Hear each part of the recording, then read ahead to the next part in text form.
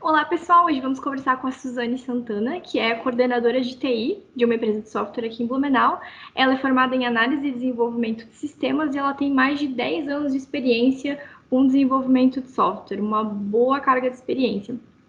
E, além disso, ela também atua como voluntária, organizadora e palestrante em projetos como Mulheres de Produto e o Pai Ladies aqui em Blumenau.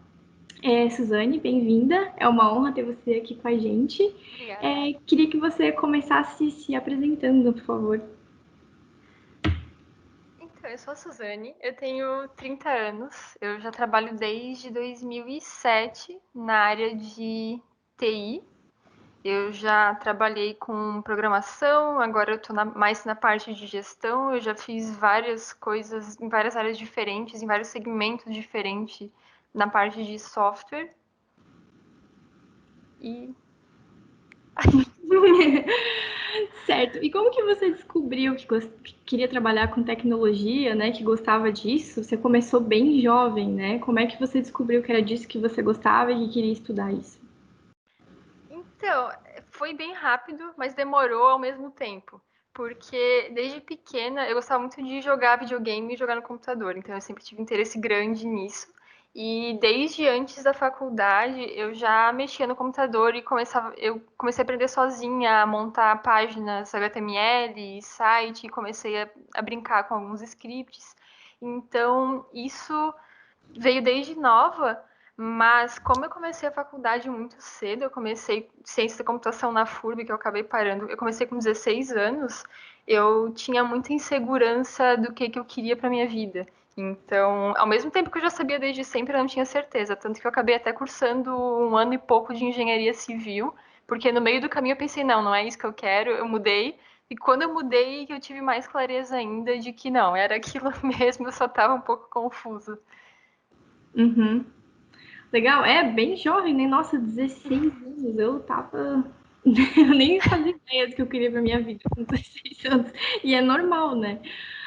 E quais foram os outros cursos, assim, além da formação acadêmica que você fez, assim, porque a gente sabe que hoje existem muitos cursos livres, né, disponíveis na internet para fazer.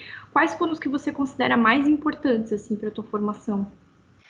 Ultimamente, o que eu fiz mais recente, faz pouco mais de um ano, foi o do Management 3.0, que é mais voltado para a área de gestão.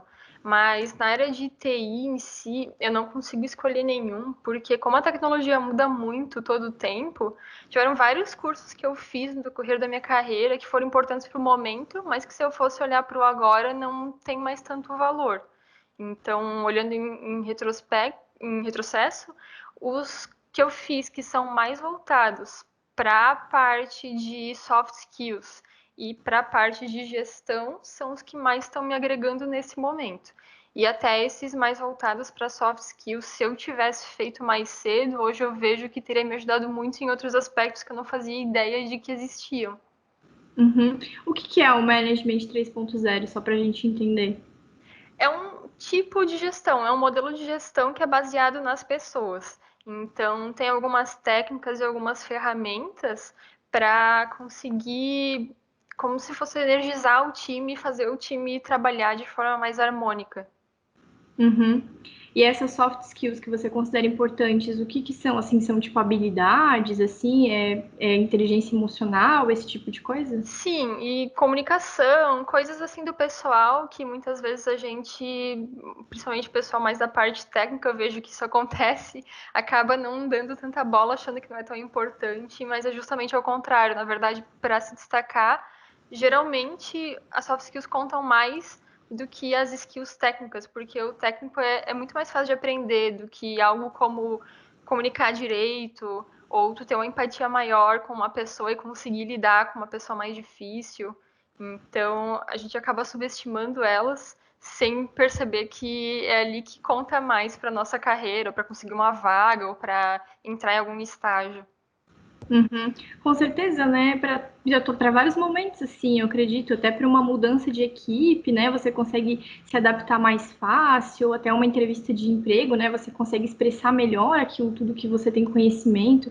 Então, com certeza, é um assunto que a gente ouve falar muito hoje em dia, realmente, e principalmente na área de tecnologia, né? Porque Uhum. realmente, assim, como você falou, tem muita gente da área que são pessoas mais introspectivas, né, que não tem esse lado da comunicação tão desenvolvido, então quem consegue acaba se destacando bastante mesmo.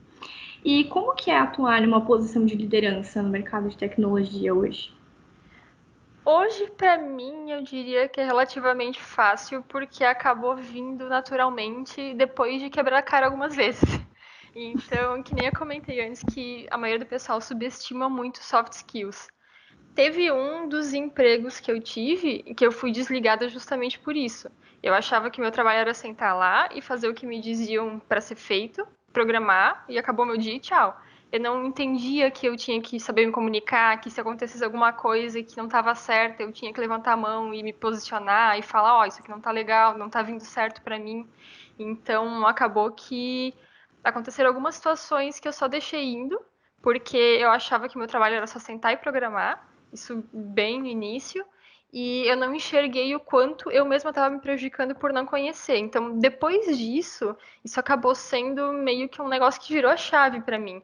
Depois disso que eu consegui refletir bastante sobre o que acontecia lá, o que era esperado, o que não era, porque não são todos os lugares que tem uma cultura de feedback, que a pessoa chega e te fala, olha, a gente espera que tu se posicione, a gente espera que tu se comunique. Sim. Isso em muitas empresas, principalmente pequenas, acaba ficando implícito. E pessoas que estão começando há pouco tempo na área acabam não se dando conta disso muitas vezes e ocasiona esse tipo de situação. Então, isso foi uma virada de chave grande para mim. Então, a partir dali, eu comecei a entender que não era só programar. E depois disso, acabou vindo como consequência um destaque maior onde eu trabalhava, nos lugares que eu trabalhei depois. Então, o que acontecia? Como as outras pessoas não se posicionavam, eu me posicionava e ia atrás das coisas para fazer certo. Não só da parte técnica, mas também da parte de negócio, da parte do time, ver se tudo estava legal. E isso acabou trazendo para mim posições como uma liderança técnica, por exemplo, e acabei ficando responsável cada vez por mais coisas e avançando cada vez mais nos cargos que eu estava. Então, a parte de liderança em si acabou vindo naturalmente por conta dessa mudança de posicionamento que eu tive depois desse choque, entre aspas. E depois de um bom tempo, eu comecei a tentar estudar mais essa parte de como lidar com pessoas mesmo, como fazer gestão, porque eu comecei a ver que era um negócio que eu gostava bastante. E aí que eu tive, de fato, uma posição formal de liderança, que é essa parte de coordenação. Uhum. E qual que é a parte mais difícil de ser líder, assim? É o feedback? É lidar com possíveis atritos entre as pessoas? Sim, na verdade, eu acho que é a parte de negociação, principalmente quando a área que tu trabalha lida com muitas outras áreas e cada outra área espera uma coisa diferente da tua. Então, tu tem que conseguir negociar, tem que conseguir fazer um intermédio para. Porque nem sempre tu consegue atender todo mundo. Principalmente na parte de software, a gente precisa delimitar bem o escopo se é um produto fechado, né? Se não é um negócio feito sob medida. Se é um produto fechado, o produto atende certos requisitos e às vezes as pessoas vão querendo uma pontinha a mais, por exemplo, e vão demandando isso. Então, essa parte de negociação eu acho que é mais complicada, porque ao mesmo tempo que tu quer deixar todo mundo contente, o produto atendendo todo mundo, e o time também fazendo todo mundo o que mais gosta e tudo mais, tem sempre a contrapartida e tem que conseguir negociar sem muito atrito. Uhum. E essa parte de negociação, acredito que também se encaixa no que a gente conversou antes ali, né, na questão de soft skills também, né, nessa parte de conhecimento mais de gestão, assim. E qual foi? Tu fez alguma formação específica, assim, nessa parte de liderança? Eu estou fazendo agora, na verdade, uma pós-graduação de liderança e gestão de equipes. Então, ali eu estou vendo bastante coisas de conceitos que eu estava só até então pesquisando, indo atrás de cursos menorzinhos para fazer. Uhum.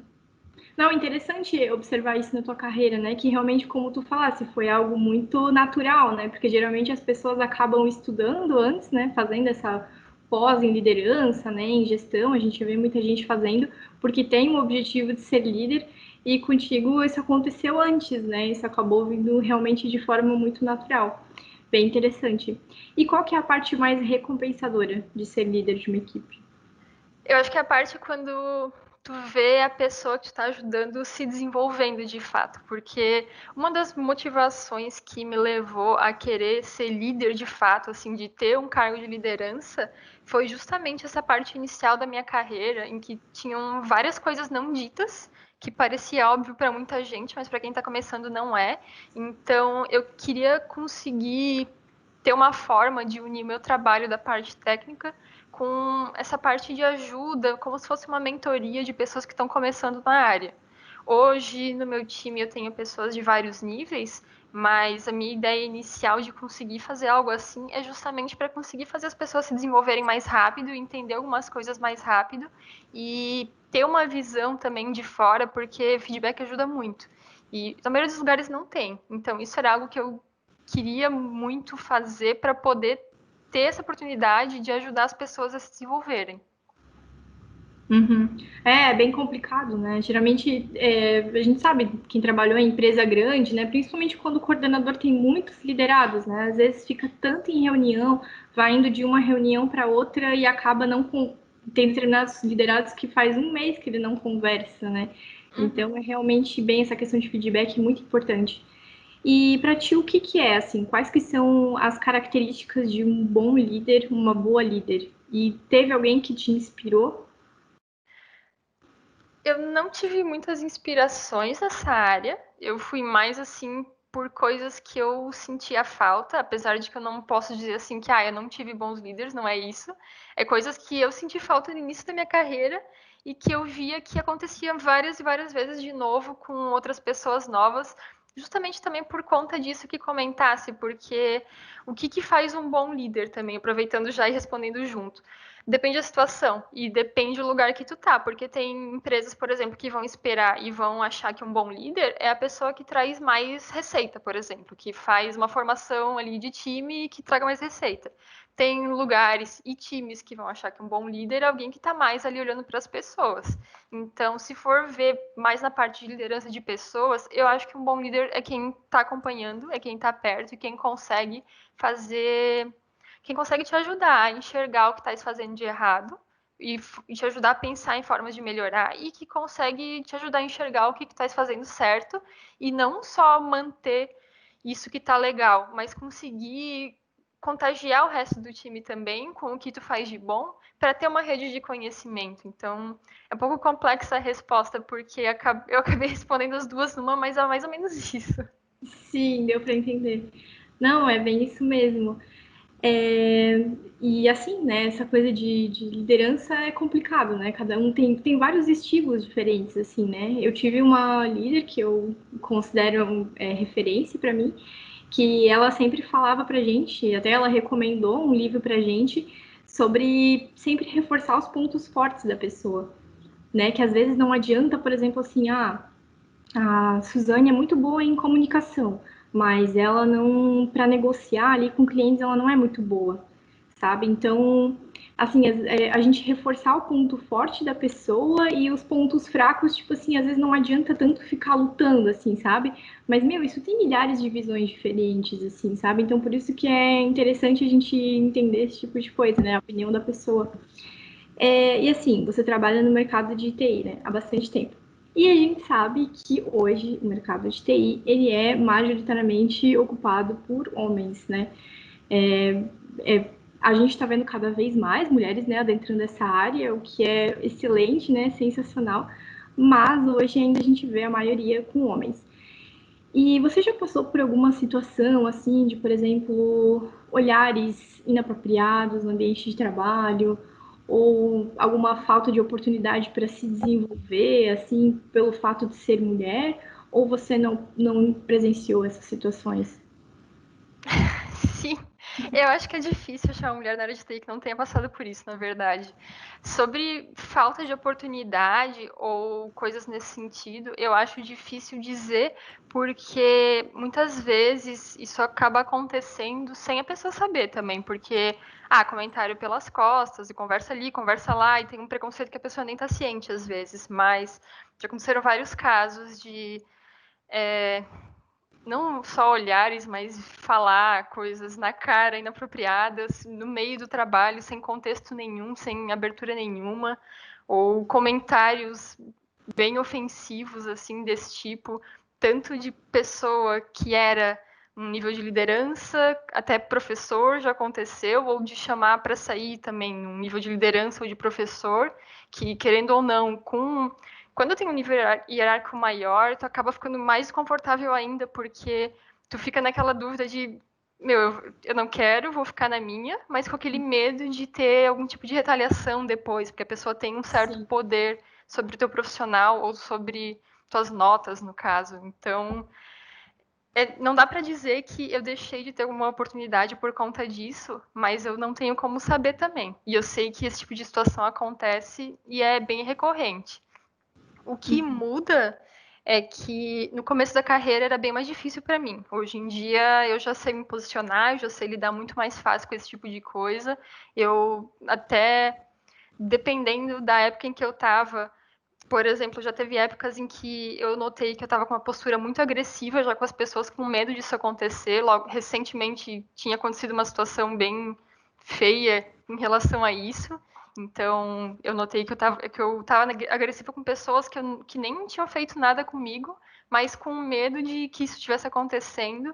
Então, acaba sendo bem complicado, porque às vezes um negócio que aconteceu uma vez pode influenciar no comportamento da pessoa, e isso às vezes acaba prejudicando a pessoa, não o preconceito daquela outra situação. Então acaba sendo uma bola de neve no final das contas. Então é bem complicado falar com certeza, mas é bem provável. Uhum. E você já chegou a ter que tomar alguma ação, assim, por exemplo, comunicar o RH ou comunicar o líder, e a empresa, ela tomou alguma ação, assim, sobre essa tua reclamação? Não, eu nunca cheguei a reclamar e eu não, eu sou uma pessoa bem tímida, na verdade, e eu não tive coragem de ir pro RH, por exemplo, e replicar as palavras que a pessoa falou para mim. Eu fiquei com vergonha de mim mesmo na época, então eu só fiquei na minha, procurei outra coisa e deixei o resto quieto. Uhum. Essa coisa do assédio verbal, ela é bem complicada, né? Porque, tipo, você que era a vítima acabou se sentindo envergonhada, ou às vezes a gente até se sente culpada de alguma forma, né? É um sentimento difícil de explicar, assim, mas é bem complicado mesmo. E Bom, mas nas primeiras vezes que acontece também, tu meio que fica sem reação. Tu fica chocado, sim. tipo, isso realmente aconteceu agora? Então, tu fica, às vezes, até dias digerindo isso e pensando se tu não entendeu errado, se não tava falando com outra pessoa e tentando rever a cena várias e várias vezes. E às vezes tu até acaba perdendo meio que o timing, pensando, já faz 3, 4 dias que aconteceu e eu não digeri, não falei nada, então vou ficar na minha. Hoje em dia não diria que eu já tenho as respostas na ponta da língua, mas é muito mais fácil lidar com o assunto e eu já geralmente lido direto com a pessoa, se acontece. Uhum. Às vezes você consegue, tipo, por exemplo, assim, antecipar que aquilo aconteça, tipo, identificar uma possível pessoa que vai fazer alguma coisa e já meio que bloquear ela. É, Hoje a gente sabe, assim, né, falando sobre ainda esse assunto de mulheres na tecnologia, que existem vários projetos, né, que até organizados por muitas empresas que buscam justamente trazer mulheres para dentro do mercado. Você acredita que essas ações, elas realmente são efetivas? sim. Eu tinha bastante preconceito com esse tipo de ação, principalmente no começo da minha carreira, porque eu pensava que era algo que segregava. Eu pensava que era algo assim que, tá, por que vão se juntar e fazer só as mulheres e excluir os caras? Por que não faz de uma vez para todo mundo? Será que se eu estiver participando disso, eu vou conseguir algo melhor por um tipo de cota, porque eu tô ali no meio, ou porque eu realmente mereço? E eu ficava muito com esse questionamento na minha cabeça, principalmente no começo da minha carreira, mas depois de um tempo eu enxerguei que isso realmente é necessário. E por quê? Um dos motivos, eu sou uma pessoa bem introspectiva, eu sou bem tímida. Às vezes as pessoas não notam, porque depois que eu estou um certo tempo no lugar, eu já fico mais natural, mas eu tinha, eu ainda tenho um certo problema em falar em público, eu fico bem desconfortável. E a primeira vez que eu consegui fazer isso foi num evento só para mulheres, porque eu participei primeiro de uma roda de conversa que aconteceu. Então, ali eu já me senti um pouco mais confortável, porque eu vi que de fato não tinha piadinha acontecendo, não tinha gente falando sobre coisas que não tinham nada a ver pelas costas, não tinha julgamento. E ali que eu tomei coragem pela primeira vez para montar uma palestra e apresentar para pessoas, que foi um evento só para mulheres também. Então, esse tipo de coisa, esse tipo de espaço é bem importante por esse tipo de coisa também. Eu já vi e já fiz também quando eu era mais retraída, de deixar passar oportunidades porque eu tinha vergonha, porque eu tinha medo que alguém fosse me expor ou fazer uma pergunta que eu não soubesse responder só para fazer piada, alguma coisa idiota nesse tipo, assim, de coisas que aconteciam no dia a dia, em trabalho, em aula. Então, esses espaços acabam sendo bastante importantes para que as mulheres, pelo menos, se sintam seguras em algum lugar de aprender, de tirar dúvida, de trocar conhecimento, de ver que tem mais gente de fato interessada no que elas estão fazendo. E, querendo ou não, é uma forma de empoderamento, porque no meu caso, por exemplo, eu fui perdendo um pouco a vergonha de falar em público nesse tipo de evento, e isso me deu coragem para falar para mais gente, para falar para homens também, para falar para gente que eu não conheço. Então, isso acabou abrindo portas para mim que não teriam sido abertas se esses grupos não existissem. Uhum, legal. E o que você acredita que falta, assim, no mercado para mulheres de TI, para mulheres conseguirem entrar na área de TI, assim? Eu acho que falta segurança para as mulheres, no sentido de que eu vejo que a maioria das mulheres ainda é muito insegura.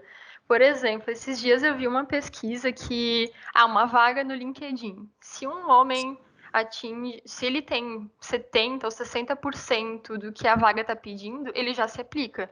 Se a mulher atinge 100% dos requisitos, ela ainda se aplica com o pé atrás, ou fica ainda meio receosa, porque muitas ainda ficam muito inseguras, com medo de julgamento, e eu não sei dizer se isso é só da área de TI, se isso é algo feminino em geral que acontece. Então, eu acho que uma das coisas que falta bastante na nossa área, e até das várias mulheres que eu converso que são da nossa área sobre carreira e tal, é ter um pouco mais de coragem e se sentir mais segura para tentar coisas novas. E principalmente quem quer começar na área, porque eu vejo muita mulher também que, eu não sei se isso é para mim, eu não sei se eu vou conseguir, e nem chega a tentar. E vários meninos novos que eu conheço, né, colocando em comparação, eu não sei se é para mim, mas eu vou tentar e pronto. E acabou, se não der certo, não deu. E as mulheres ficam com muito, muito, muito receio até de tentar uma coisa nova. Uhum. Isso é bem relacionado à criação diferente que a gente acaba tendo, né, dos homens. A autoestima da mulher, ela é muito, digamos que prejudicada ao longo da vida, né, justamente por essas questões intelectuais, assim, os meninos acabam sendo mais incentivados a irem para esse lado da lógica, né, até nas brincadeiras ali, nas coisas de criança mesmo. Também teve um artigo que eu vi, aproveitando esse gancho do artigo que comentasse ali, né, sobre a questão dos homens preencherem menos requisitos, às vezes, numa vaga e acabarem se candidatando. Eu também vi um artigo, esses tempos, que era de uma CEO, né, de uma empresa, em que ela comentava sobre essa questão salarial, né, porque a gente sabe que tem aquela questão lá de que os homens acabam ganhando, geralmente, 30% a mais do que as mulheres, né, e ela comentou que os liderados dela, homens, viviam pedindo aumento, né? Eles entregavam um projeto legal e já corriam para pedir um aumento, assim. Então, eles tinham essa confiança muito grande, assim, como tu falasse. E as mulheres, elas ficavam muito inseguras, assim. Elas não se achavam merecedoras, assim. Elas dificilmente, assim, vinham e chegavam pedindo esse aumento, assim, né? Pedindo esse reconhecimento financeiro. Então, realmente, assim, eu concordo contigo, a confiança é um fator, assim, bem complicado na questão das mulheres no mercado de trabalho. E agora eu gostaria de saber mais sobre aqueles projetos do Mulheres de Produto e do Pai Ladies, que você é organizador e também palestrante. Então, se você puder explicar para a gente, né, o que é cada um deles, qual que é a proposta. São dois grupos separados. O Mulheres de Produto é um grupo, os dois, na verdade, são a nível nacional. O Mulheres de Produto, hoje, até para ter uma ideia, é o maior grupo de produto do país, inclusive colocando grupos com homens juntos na conta, então é a maior comunidade que a gente tem de produto. O objetivo dos dois é basicamente o mesmo, só que de formas diferentes, que é empoderamento feminino e a gente conseguir compartilhar ideias num espaço seguro, ter essa troca de essa roda de conversa que a gente faz às vezes, palestra, tem podcast, tem artigo. E o Mulher de Produto então é mais voltado para a área de negócios, mas a gente até tem um canal no Slack até tem um espaço no Slack com vários canais, tanto de desenvolvimento quanto produto, marketing, todas as áreas relacionadas à TI, em que a gente tem um lugar aberto para trocar ideia. Tem até um canal chamado Situações no Trabalho, que eu acho bem legal, que muitas meninas compartilham uma situação difícil, às vezes que estão passando no trabalho para pedir ajuda, apoio, se alguém já passou por isso, sabe como lidar. E o PyLadies é voltado mais para a área técnica, focado em Python. O PyLadies a gente começou a trazer esse ano aqui para Blumenau, na verdade. O Mulheres de Produto já tem um pouquinho mais tempo. O PyLadies, na verdade, acho que uns 3, 4 anos atrás, teve um chapter aqui na cidade, mas parece que a menina que organizou saiu da cidade e ficou meio que por isso mesmo, e ainda não tinha submetido oficialmente para o pessoal do PyLadies, que tem uma submissão oficial de quem quer ser organizadora de um chapter. Então a gente se reuniu esse ano para fazer isso, a gente organizou isso, submeteu oficialmente, a gente fez o primeiro encontro e logo depois começou a pandemia. E aí a gente acabou não fazendo mais nenhum encontro, mas a gente está de organizadoras, sou eu e mais umas meninas ali do Serasa, que são do meu time também. E a gente está pensando agora em como fazer isso funcionar melhor na pandemia também, abrir para o pessoal mesmo dar sugestões e tal. Do primeiro encontro do PyLage surgiu um programa que a gente fez ali no Serasa chamado Maria Vai com as Dev também. Que o Maria, por conta de que a Dona Maria é a persona que a gente usa ali no Serasa, que é em quem a gente se baseia para criar os sistemas. Uhum. E nesse programa, logo vão começar as aulas. Tiveram mais de 2.000 mulheres inscritas. É um programa de formação em Python, que a gente montou as aulas nós mesmas. Então, vai ter um pouco sobre Python, um pouco sobre carreira, sobre ágil. E vai ser mais ou menos 2 meses de aulas para, a princípio, 50 mulheres. A gente restringiu um pouco as turmas até para a gente conseguir dar atenção para todas na questão de dúvidas e apoio e tal. E surgiu essa ideia depois de um dos encontros do PyLadies, que a gente percebeu que metade das pessoas já eram da área de TI e a outra metade eram pessoas que nunca tinham programado na vida e queriam começar a programar. Apesar desse primeiro programa ser voltado para pessoas que já programam e querem conhecer Python, a gente pensa em fazer outros também para aprender a linguagem do zero. E só que como para a gente foi mais simples começar para quem já sabia alguma coisa, porque senão tem toda a parte de loja que a gente tem que introduzir também, e a gente acabou começando por esse, até para conseguir colher insights. E o Mulheres de Produto, antes da pandemia também, tinha encontros mensais aqui. Geralmente a gente via, por exemplo, cada mês uma empresa, as empresas que entravam em contato conosco para dizer que tinham interesse em sediar o encontro. E agora, durante a pandemia, estão acontecendo encontros online, mas não regionais, eles estão a nível de Brasil. Então, qualquer mulher das duas comunidades pode submeter ideias, palestras, ideias de projetos que queiram fazer, então é bem aberto assim. Mas até nas próprias comunidades a gente tem bastante resistência, do tipo, em palestras geralmente só vem comentário quando a gente abre formulário anônimo pelo celular, porque tem muita gente que tem vergonha de levantar a mão e perguntar. E mesmo num espaço fechado e controlado como esse. E até no Mulheres de Produto, durante a pandemia, a gente começou um projeto de mentoria também que eu estou participando, que várias pessoas se inscreveram, tanto como mentoras, e isso até surpreendeu, porque eu lembro que as meninas da comunidade comentaram que não estavam esperando tantas mentoras inscritas, justamente porque as mulheres ficam já com esse pé atrás de, meu, será que eu posso mentorar? Eu lembro que teve várias perguntas de mulheres achando que não eram suficiente para mentorar. E teve várias pessoas também que se inscreveram como mentoradas, tanto da área de produto, quanto desenvolvimento, quanto da área de design. E estão sendo mais ou menos 2 meses de sessões de one-on-one, de acompanhamento, para ajudar essas mulheres a darem uma chacoalhada na carreira, atingirem os objetivos que elas querem ou fazer uma transição de carreira.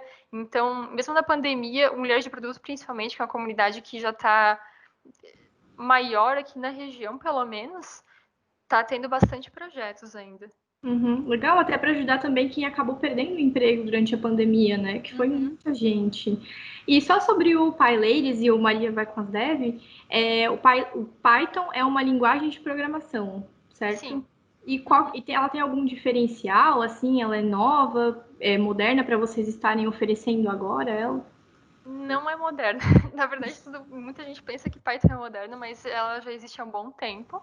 É, é que, falando de linguagem de programação, cada linguagem é feita pensando em um propósito, por exemplo. Tem linguagens que se adequam mais à web, tem linguagens que se adequam mais a desenvolvimento mobile.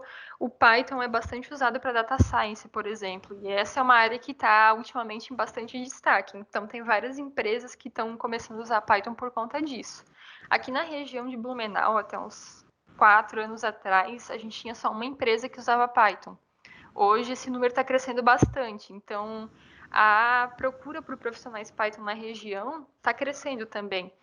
E junto com isso, como o Serasa é uma das empresas que usa Python, a gente fez esse programa pelo Serasa, que daí a gente teve o apoio da empresa no Maria Vai com as Devs. O PyLadies é uma iniciativa totalmente separada que a gente pode levar para outros espaços, outras empresas e fazer qualquer projeto que venha na nossa cabeça, assim. Mas foi basicamente por isso que a gente começou a trazer de volta esses encontros de Python para a região, porque a gente viu que a demanda estava crescendo e a gente queria também, assim como Mulheres de Produto, que as meninas que estão organizando o PyLadies também participam do Mulheres de Produto, geralmente elas vão nas palestras, a gente queria um espaço para falar mais sobre programação também, que a gente sentia bastante falta aqui na região. Uhum. Legal. E como é que está sendo a tua atuação profissional agora durante a pandemia? Para falar a verdade, não mudou muita coisa. É que na nossa área, eu acho que já é mais comum ter esse contato com conferências remotas e tudo mais. E no Serasa, por exemplo, a gente tem várias pessoas que ficam em São Paulo, então era bem comum a gente ter que tratar várias coisas por videochamada e tal. E o home office já era algo que já estava difundido assim, de ter flexibilidade no caso. Tipo, eu vou fazer uma viagem, vou ficar de home office tal dia porque eu vou visitar minha família, vai ser mais cômodo. Então, acontecia de forma bem esporádica, mas acontecia. E então, no momento que isso veio à tona, que todo mundo precisou ficar, foi uma transição tranquila, assim. O que pegou mais no começo foi que eu acho que o pessoal se empolgou demais, e o pessoal, a empresa inteira, basicamente, no nosso caso, e parecia que não tinha mais um limite de vida pessoal e trabalho, porque ficou tudo no mesmo espaço. Então, teve um período de adaptação no começo da pandemia para conseguir delimitar o que é trabalho e o que é casa em termos de horário, assim, e conseguir flexibilizar. Mas conversando com pessoas de outras empresas, eu vejo que cada empresa teve o seu próprio desafio. Tem muitas pessoas que dizem que não conseguem se concentrar no home office, porque tem gente que tem filho em casa também, e várias outras coisas que podem tirar atenção, ou porque, eu não estou num espaço corporativo, então eu não me concentro. Então, eu vejo que cada empresa teve suas dificuldades, mas pelo menos ali pra gente, não teve tanto problema, assim, foi bem tranquilo e parece que continuou normal, só que por videochamada. Uhum. Legal. E hoje em dia, assim, muito se fala sobre a falta de profissionais qualificados no mercado de tecnologia, né? A gente vê aí direto notícias de empresas abrindo 100, 50 vagas e não tem profissionais para preencher. Quando você imagina que o mercado de TI vai ter profissionais qualificados o suficiente? Quando é uma pergunta difícil. O porquê a gente diz isso, talvez eu consiga responder. Como eu comentei antes, soft skills são muito importantes e a maioria das pessoas não levam isso tão a sério. Agora, numa posição de gestão que eu tenho que contratar pessoas, uma coisa que eu ouço bastante de outros líderes também, é a frase contrate pelo comportamental. O técnico a gente ensina. E muitas pessoas não conseguem entender a importância disso até que passem por algum tipo de situação que force elas a entender, ou depois de vários e vários feedbacks trabalhando nesses pontos. Então, hoje eu acho que o que mais falta é uma junção dos dois, porque tem muito curso online para aprender linguagem tal, para aprender programação. O que a gente vê acontecendo bastante também é gente que, por exemplo, começa curso de programação, mas não tem uma base, então fica sempre ali nessa parte mais iniciante, porque não pega essa base toda que uma graduação pode dar, por exemplo, como é que não adianta aprender só a linguagem, tem que entender por que está fazendo as coisas, e isso também dificulta nessa parte de mão de obra qualificada, que também acaba indo de contra com soft skills, porque se a pessoa começa a questionar o que ela está fazendo e por que ela está fazendo, e tentando entender a forma que ela trabalha, ela vai entender que precisa tanto a base quanto outras habilidades que não são técnicas, e eu acho que falta bastante disso.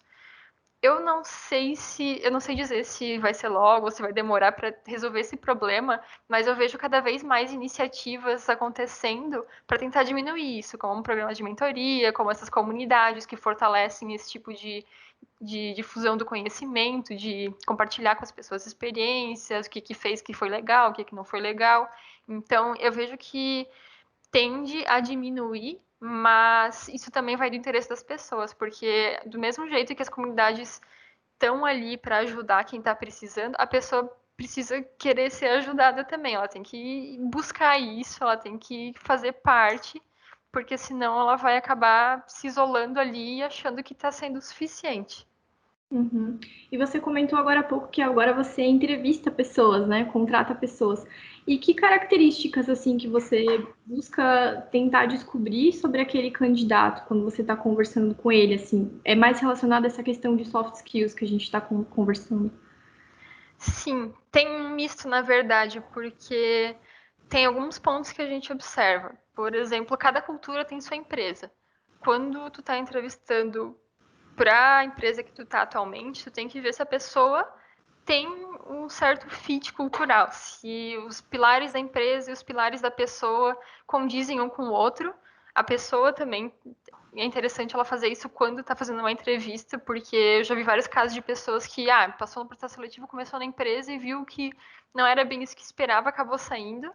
E além dessa parte de cultural da empresa, para posições técnicas, geralmente são feitos testes técnicos, então isso já elimina essa parte técnica que a gente tem que saber se está de acordo com o cargo ou não.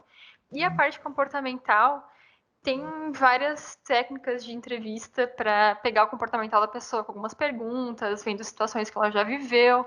Se são pessoas que não têm tanta experiência, também tem técnicas para isso, que tem cursos e tal para conseguir pegar mais essa parte. A gente fez um programa de estágio ali no Serasa, que a gente desenhou desde o zero, e para esse tipo de pessoa, por exemplo, que a gente entrevistou, a gente não tinha como pegar esse tipo de pergunta com base na experiência, porque elas não tinham experiência. Então, a gente teve que remodelar o processo para conseguir chegar na essência da pessoa. E depende muito do time também que ela está entrando, porque o time precisa se complementar. Então, por exemplo, se tu tem uma pessoa que já é mais de puxar à frente, se tu tiver um time só com esse tipo de pessoa, vai dar briga, vai dar conflito, porque todo mundo vai querer puxar o negócio e fazer do seu jeito. E então isso vai também muito da empresa que tu tá, do time que tu tá, do momento que tu tá e de onde tu tá se procurando para conseguir entender se a pessoa que tu tá entrevistando ou buscando vai se adequar ao ambiente que tu tá procurando inserir a pessoa. Nossa, são muitos fatores para avaliar, né? Deve ser uma decisão bem difícil. Geralmente as empresas de TI fazem esse teste técnico separado, e aí tem uma área que é o RH, o DHO, o Talent Acquisition, cada empresa tem uma nomenclatura, e tem o líder do time. A pessoa que é o líder do time geralmente conhece o time e tem a vaga em aberto e meio que avaliando o time, ela já sabe o que falta, ou não necessariamente o que falta, mas que tipo de perfil seria legal para complementar o time. A gente usa bastante o DISC, que tem aquela teoria das personalidades, para tentar puxar características das pessoas para ver se vai encaixar com o time ou não. Que o DISC é basicamente dividido em 4 tipos, que é o dominante, o influente, conforme e estável, que são 4 tipos bem diferentes de pessoas.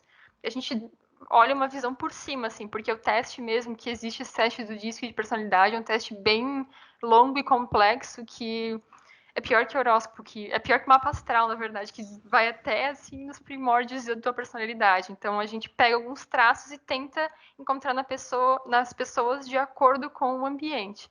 Então, acaba sendo fácil até fazer sabendo essas coisas do que seria mais fácil do que sem saber nada disso e sem ter apoio nenhum, porque senão tu não teria parâmetros para comparar. Dessa forma, não. Eu já sei que pessoas do tipo tal não seriam legal para o time que eu tenho hoje, porque vai dar conflito ou porque não vai complementar, ou não vai agregar em nada. Então isso acaba até facilitando ao invés de complicar. Uhum. E como é que é o seu time hoje? Assim, você tem homens e mulheres na equipe? Você lida bem com essa questão de mediação no relacionamento entre eles, assim? Sim, eu tenho meio que 2 times hoje, que é o time que veio do estágio, que são 5 pessoas, e tem um time que já são analistas que já estão há mais tempo, que tem umas 6 ou 7 pessoas. Só tem 2 mulheres no time total, é bem pouco. E durante os processos seletivos é difícil aparecer mulher nos processos seletivos, são bem poucas que se candidatam também, então isso dificulta bastante para conseguir um time equilibrado, mas o time em geral, a parte dos analistas, eles estão mais ou menos no mesmo nível, e também com se comunicam bem e tudo mais. Eu acho que isso já vem do próprio processo seletivo. Nesse caso, eu não tô desde a criação do time, porque quando eu cheguei o time já existia, eu que fui a adição no time, então eu não sei como é que foi o processo seletivo todo, mas pelo que eu acompanho ali, como o comportamental é bem mais visto do que o técnico, por exemplo, já estava bem equilibrado, então dificilmente tem alguma coisa, algum conflito entre o time para mediar. É bem equilibrado. Uhum. Agora eu queria saber um pouquinho mais como é que é a tua rotina, assim. Quais que são os teus hábitos que tu considera que são essenciais para tu manter a tua produtividade, tanto no trabalho quanto na tua vida pessoal? Eu, falando um pouco do disco, sou bem perfil conforme, eu gosto de fazer lista para tudo. Eu gosto de ter lista do que está pendente, do que eu gostaria de fazer, tipo um estacionamento de ideias. Eu gosto de anotar tudo que eu faço. Até enquanto eu estou estudando, se eu não escrevo à mão, parece que eu não gravo. Então eu tenho sempre a minha agendinha comigo com tudo anotado. E eu gosto de reservar um tempo, ou da semana, ou do dia, para organizar esse tipo de coisa. Tem um livro que eu li também que fala bastante sobre produtividade, que basicamente o core do livro é faça listas. Então, dependendo da situação, Qual eu que é me o organizo. livro? Faça o trabalho que precisa ser feito, o nome. Recomendo bastante, porque ele é bem rapidinho de ler, eles são vários micro artigos no livro, e cada um dando uma dica e falando uma situação de produtividade, como se organizar e como realmente focar no que precisa ser feito. E para me organizar no dia a dia é basicamente isso. Eu anoto tudo. Eu não gosto de esquecer detalhes ou deixar passar coisas, mas isso porque é da minha personalidade também. Então, isso para mim funciona.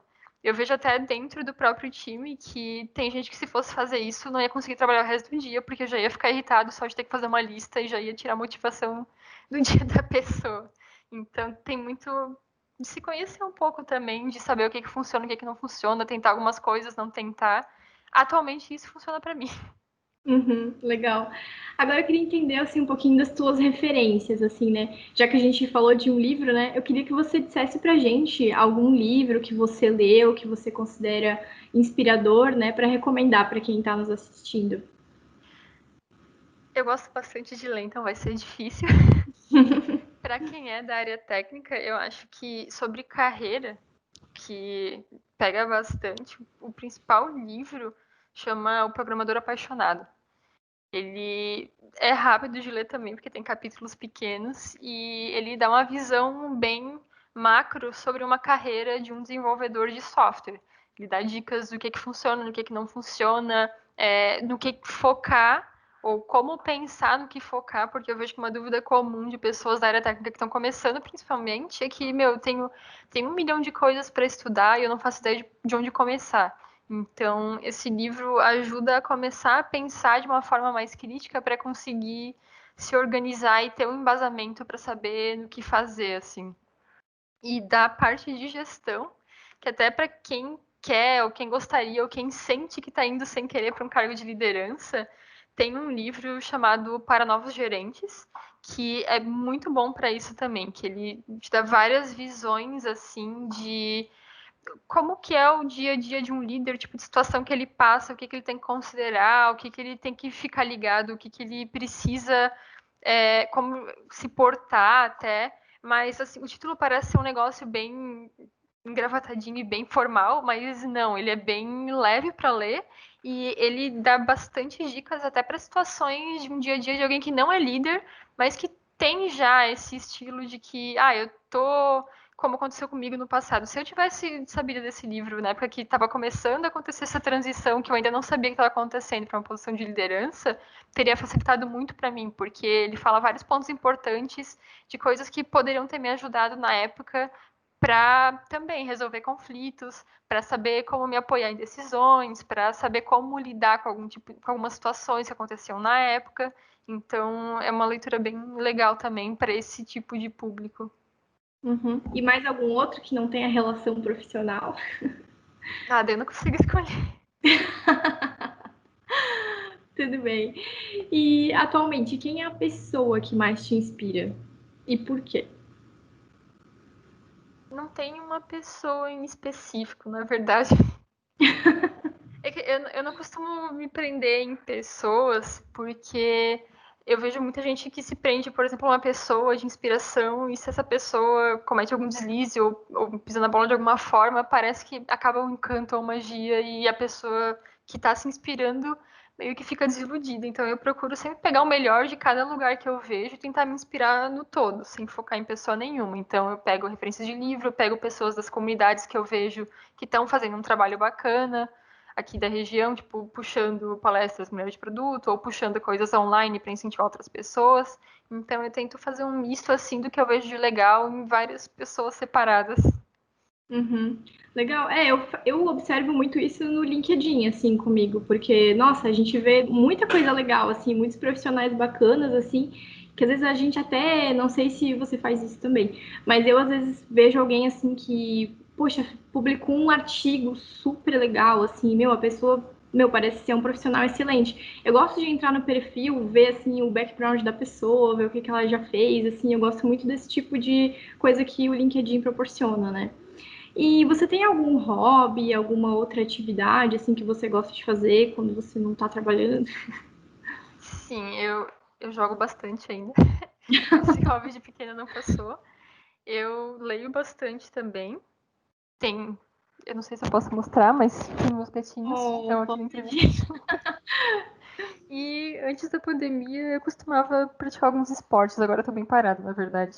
Mas parece que é 1 bilhão de hobbies ao mesmo tempo, mas cada um tem sua fase, assim. Então não é tipo, eu faço todas as coisas e trabalho e faço palestras aqui, tem fases. Uhum. Que esportes que você praticava? Eu jogava bastante vôlei, desde pequena também.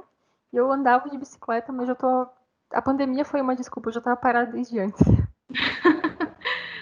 Porque até eu tava vendo esses dias, assim, comentei com uma outra entrevistada até que ela também comentou que gostaria de andar de bicicleta, né? Mas também acabou nunca comprando uma bicicleta. E as bicicletas foram campeãs de vendas, tipo assim, todo mundo foi atrás de bicicleta porque é o que dá pra fazer, né? Dá pra andar na rua com ela. Mas legal.